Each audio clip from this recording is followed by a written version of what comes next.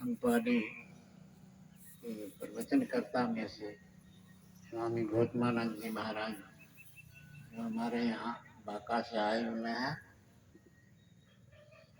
उनके बुखार में से समय बहुत कम है। यहाँ पर देखिए साधना शिविर है, यहाँ प्रदर्शन किया जाता है, प्रशिक्षण दिया जाता है।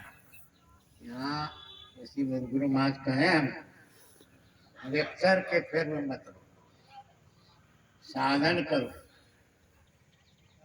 ध्यान अभ्यास करो, ऐसा अभ्यास करो ये वासना बेन हो जाए और खट विकार रहित हो जाए। और उन्हीं के वाणी का पाठ होता है, खट विकार जिताने का काम। इसलिए यहाँ पर जो है लेक्चर करने का नहीं है, यहाँ प्रशिक्षण होता है, जैसे प्रशिक्षित होते हैं, ट्रेनिंग होता है। यहाँ हर तरह से ट्रेनिंग दिया जाता है, प्रशिक्षण दिया जाता है। और जो भी यहाँ पर आवे सत्संग के समय में सत्संग श्रवण करें, उसके बाद जो कार्यक्रम आगे जो सूचित किया जाएगा उसके आधार पर चलेंगे, इससे शांति रहेगी। जग में सत्संग में शांति धन है। अब हम लोग स्वामी गौतमानंद जी महाराज के मुखारबिंद से पाठ अनुकूल, यहाँ पर और किसी की बात को कहना नहीं है, संतों की बात को कहना है। उसके बाद जो है प्रथम प्रवक्ता के रूप में स्वामी गौतमानंद जी महाराज। माइक ऑपरेटर कहाँ है? यहाँ पर एक आदमी रहिए।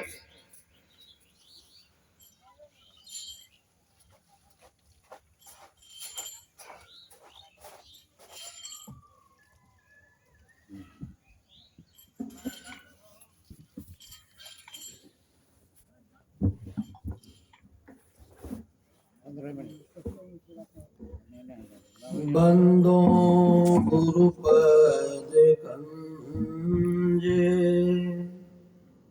कृपा सिंधु नरे रूप हरि,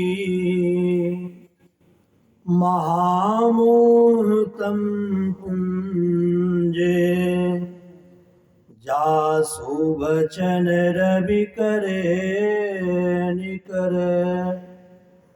अव्यक्त रूप में सर्वत्र विराजमान पूज्यपाद संत सद्गुरु महर्षि में ही परमहंस जी महाराज के उभय पाद पद्मों में कोटि सह नमन।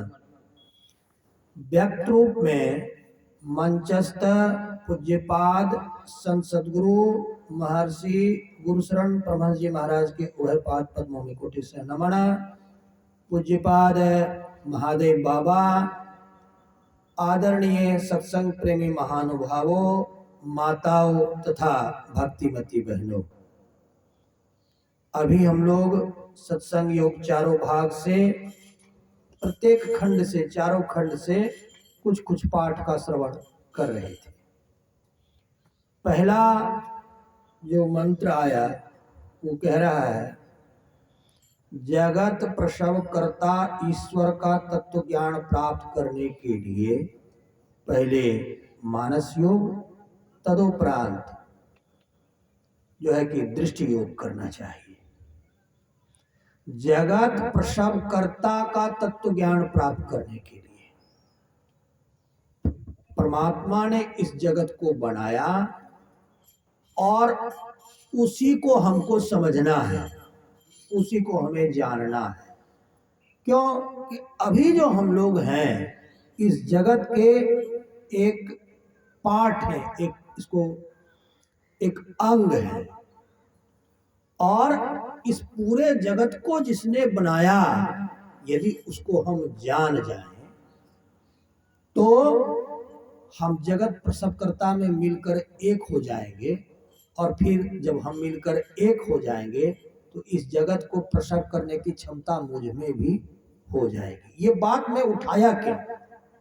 उठाया इसलिए उठाया था, यहाँ जब कोरोना काल आया था तो हम लोग को ऐसा लगता था ये पूरी सृष्टि खत्म हो जाएगी रोग के द्वारा। बहुत सारी भविष्यवाणियां इस पर थी। तो हमको लगा कि ये जो समस्या हम लोग भोग रहे हैं कि अब ये सृष्टि खत्म हो जाने वाली है, अगर इस सृष्टि के प्रसवकर्ता को जानकर उसमें हम मिल गए होते इसके पहले ही, तो अगर ये सृष्टि खत्म भी हो जाती तो हम एक नई सृष्टि को उत्पन्न करने में सक्षम हो जाते। ये सामान्य व्यक्ति तो ऐसा दावा नहीं कर सकता, परंतु कोई महायोगी और पूर्ण योगी रहेगा तो वो तो कर सकता है। तो हम लोग महायोगी पूर्ण योगी तो नहीं है, परंतु कम भी नहीं है, पूर्ण योगी के शिष्य हैं। जो शिष्य होता है बाद में वही गुरु से मिलकर पूर्ण होता है, जो अपूर्ण का शिष्य होगा वो हमेशा अपूर्ण ही रहेगा। अब फिर कहा मानस जप कीजिए, मानस जप मानस ध्यान कीजिए, दृष्टि योग कीजिए। ये आप लोग कई प्रवचन में सुने हुए। मानस जप मन ही मन गुरु प्रदत्त मंत्र को जपना है, फिर गुरु के एक रूप का ध्यान करना है, फिर दृष्टि के धारों को जोड़ने का प्रयास करना है। ये तीनों कर प्रक्रिया है। ये प्रक्रिया जब आप दीक्षा लेते हैं उस समय दीक्षा के समय पूरा विस्तार से समझाया जाता है, और इसकी पूर्णता तो आप जीवन भर करते रहेंगे तो वो प्राप्ति होती है दृष्टि योग तक की साधना। फिर आगे कहा, आगे के मंत्र में कहा गया, क्योंकि व्याख्या में छोटी छोटी करता हूं क्योंकि बहुत सारे मंत्र की व्याख्या करनी है और समय भी सीमित है। तो आगे के मंत्र में कहा गया कि सदगुरु की पहचान कर लीजिए, तब उनसे दृष्टि योग और नादानुसंधान सीखिए। यहां कुछ लोग ऐसे भी हैं जो अंदर में बहुत कम उपलब्धि रखते हैं और बाहर में सदगुरु कहकर लोगों को भरमा देते हैं। हम लोग कभी ऐसा नहीं कह सकते, कभी ऐसा नहीं कह सकते। हाँ, संसारियों के तुलना में कुछ तो कह सकते हैं, लेकिन पूरा पूरा नहीं कह सकते। ऐसा जो संसारी विषय वाले लोग हैं वो दूसरे दूसरे विषयों में लोगों को बहकाते रहते हैं, उसके तुलना में तो हम लोग तुलनात्मक रूप से ठीक ही बताते हैं, लेकिन पूर्ण तो हम भी नहीं है, है ना। जो संसारी विषयों में बहका के लोगों का जीवन बर्बाद कर देते हैं, एक खाना रहना और कुछ संसारी उपाधि देने के लिए पूरा जीवन बर्बाद कर देते हैं, वैसा तो हम लोग ना करते हैं ना करवाते हैं। तो गुरु की पहचान कर लीजिए, सदगुरु की पहचान कर लीजिए। बहुत सारे आप धर्मों में जाएंगे, छोटी छोटी साधना बताते हैं, उसी साधना में आपको जीवन भर समय लगा देंगे और आपको मिलेगा कुछ नहीं। और अपने संप्रदाय में यही एक खासियत है कि यहाँ के गुरु पूर्ण हैं और इनके रास्ते पर जो सही सही चल लेगा वो भी पूर्ण होगा। गुरु महाराज तो अभी शरीर में नहीं है, परंतु गुरु महाराज के एक शिष्य हैं पूज्य गुरुशरण बाबा, महर्षि गुरुशरण संत परमहंस जी महाराज। उनके द्वारा हमको वो चीज सुनने समझने को सीखने को मिलती है। अभी मैं रात्रि में बाबा के साथ, मुझे दोनों बाबा के साथ बीच में विश्राम कर रहा था, आराम कर रहा था, सो रहा था। उसमें ऐसी ऐसी आध्यात्मिक अनुभूति मुझे हुई कि सत्संग में आना तो रात में ही मेरा सफल हो गया, और जो 2-3 दिन और रहूंगा इससे और बहुत ज्यादा और सफल होता जाएगा। इसलिए सत्संग में आना ये बहुत फायदे का काम होता है। फिर आगे जो है कि पलटू साहब की वाणी का पाठ हुआ, फिर जो है कि कबीर साहब की वाणी का पाठ हुआ और गुरु महाराज की वाणी का पाठ हुआ, और फिर बाद में महर्षि में ही वचनामृत से भी पाठ किए गए। कबीर साहब की वाणी में सत्संग की महत्ता कि साधु संग में जाने से क्या फायदा होता है, और जो नहीं जाते हैं उस फायदे से वो वंचित रह जाते हैं। साधु संग में जाने से रोग दुख इत्यादि खत्म होते हैं, रोग खत्म होता है। मेरे मन में भी कल तनाव था रास्ते का, बाबा के पास आए, रात भर ही विश्राम ही करने में वो तनाव दूर हुआ, खत्म हुआ। ये बाबा के शरीर से जो योग की आभा शक्ति आती है उसके कारण होता है ऐसा। इसलिए सत्संग में जाने से ये सब फायदे होते हैं। अब रहा 2 प्रकार के सत्संग, अंदर के सत्संग और बाहर के सत्संग की चर्चा हुई।